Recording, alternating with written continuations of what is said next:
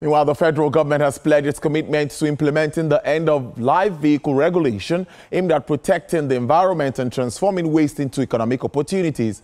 Minister of State for Industry, Trade and Investment, Senator John Eno, made this known at a stakeholders engagement in Lagos put together by the National Automotive Design and Development Council. He said Nigeria has the potential to develop a multi-billion-dollar industry from wealth and waste, creating valuable economic chain. Senator John Eno said the sector is worth more than $60 billion globally, insisting that Nigeria cannot be left out. Minister commended the NADDC's Director General, Mr. Joseph Osonipi, for advancing Nigeria's automotive industry. It creates, an opportunity for another industrial value chain.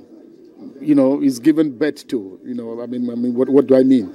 There are people, you're going to find industries and establishments being set up, because of the products, that result of the end of life, regulation. From the mere fact that waste will no longer be seen as waste, it is seen as an opportunity, right? It's seen as raw material. Raw material for what?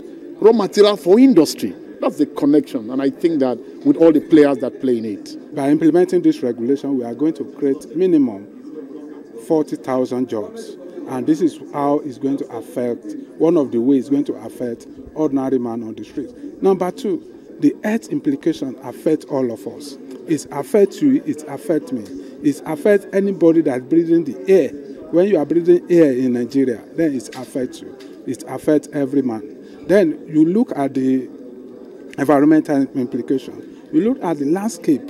You look at how vehicles are parked everywhere. The radiation that is coming out of those parked vehicles. How are the engine oil being disposed? How are the batteries being disposed? All these have effect. It has very positive impact on the hazards on the roads, has positive impacts for job creation, for industrialization of the automotive industry in the country, for resource recovery, for a lot of the components of the automobiles, including ferrous and non-ferrous metals that can be collected and can contribute to the GDP of the country in terms of industrialization.